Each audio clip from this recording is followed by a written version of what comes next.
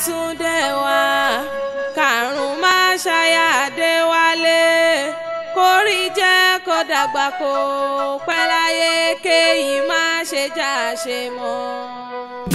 Àtùpà láìṣe é gbọ́dọ̀ kú o, àtùpà láìṣe é gbọ́dọ̀ kú o.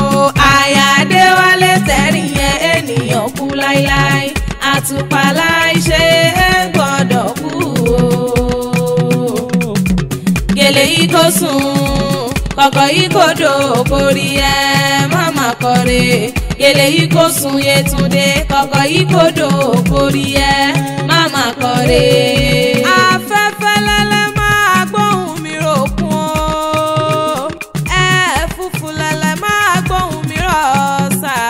Ó dìlé ọmọ lọ́jọ́ bí òní o, Yétúndé Àjàyí ti sọjọ́ bí lónìí mo wá kí kórí jẹ́ kó pẹ́ láyé kó dàgbà kó dògbó lágbára Ọlọ́run Ọba.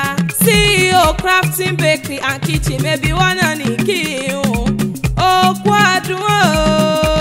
Oyin mọ̀ tiẹ̀ nínú afárá, mọ́lẹ́kùlú mọ̀ tiẹ̀ lálàyé rẹ̀, òjòlá mọ̀ tiẹ̀ nínú ọ̀pá. Ọdún onídé ká mọ̀ sẹ̀rọ̀ ọmọ òbí lórí àtẹ. Aya Adébímpé Adéwálé Àjàyí o, máa gbọ́ dídùn ẹnu mi. Aya wọn ní làárọ̀ òkú ọdún o. Ọmọ wọn bàdàn lé Olúyọ̀lé, màmá pẹ̀lú mi. Bínú ilé ló bá wà ní owó òde ẹ̀kúlé ló bá wà ní ọ̀dẹ̀ o. Màmá ẹ̀bùn fẹ́ bí yàrá ló bá wà ní wọ́ kọ́kàn lé o. Kò wọ́ kọ́kàn lé o. Kò wá máa gbọ́ wìrìwìrì ọ̀rọ̀ lẹ́nu èmi. Torí ẹni ní sọjọ́ bí rẹ̀. Ìjọ mọ̀mọ́ bí ọ̀sí ayé. Ìjọ wọn mi kí màmá kú ewu ọmọ. Ìjọ wọn mi kí bàbá kú ewu ọmọ. Tán ni o. Wọ́n ní ẹ̀pà ṣẹ̀ṣẹ̀ gbàlejò tuntun ọmọ alálùbáríkà ni ó mọ̀ jẹ́. Olúwaṣèyí ló pè mí sórí aago. Màmá Amanda lónìí wọ́n mọ̀ kí ọ méje mẹ́jọ. Olóríire ò ní burú. Oníṣẹ̀dá rẹ̀ ò ní gbà bọ́dé. Ó ní kó mọ̀ níjà àgbà lọ́wọ́ àwa. Olókù ọdún olọ́dọọdún lóró gbogbo. Ọmọ ọlọ́dọọdún lẹ́wọ̀ àní. Ó lásọdún mọ́dún ní ìsàwọ̀ àsọdún mọ́dún. Àṣòròmòrò ó láṣòròmòrò ní ìsàwọ̀ àṣòròmòrò. Onígbàlẹ̀ rẹ̀ lé ní àwọlé rẹ̀ lé ní. Ó ní kì í ọkọ̀ rí ewu o. Ó ní kì í ọ bí ẹlẹgbẹ̀rin ọ̀kẹ́ o. Bí ẹlẹgbẹ̀rin ọ̀kẹ́ bóyá sì jẹ́ mi ní o tèmi. Ó ní bọ̀dé kọ́ láwọn ọkọ rẹ̀. Ìlàró ló pélé o. Máa gbọ́ dídẹ̀nu mi. Ọmọ onídòdẹ ni mo gún o. Ọmọ ajá kò lè bá a jọ. Ọmọ oníyan kòkò tí dẹ́gbà kan sùn náà kó kílé àwọn ọkọ rẹ̀. Ọmọ ajá kẹ́niyàn jọ. Ọmọ ajíjó pa wọ́n. Ọmọ òrónà o. Ọmọ yànlá. Ọmọ àdòkúta mẹ́gbẹ̀ẹ́ sùn. Kó lè rí fọ́kùrọ̀ bó bá dòru. Ọmọ làárọ̀ ajẹmúta. Ọmọ amújẹrò pọ̀lẹ́. Bóbólóko á di ìwálé. Bí òbólóko á fìyà rẹ̀ dìsú kókó nínú ilé àwọn ọkọ rẹ̀ ni. Ọmọ ẹ̀là ògbóko jẹ́ kárẹ́lẹ́. Ẹ̀là bá gbóko tẹrú tọmọ ní ìbámúrelé o. Ọmọ òrónẹ̀kùn ọkọ̀ yàrá ògógó níyì o. Ikú ọ̀rẹ́ tún níyì ọmọ ọlọ́rẹ́ pàtíà. Ọmọ ògógó kú lódò mọ́ gbọ́ o. Ọmọ kú lómi lómi ìtókí lómi wọn lóde ègbó.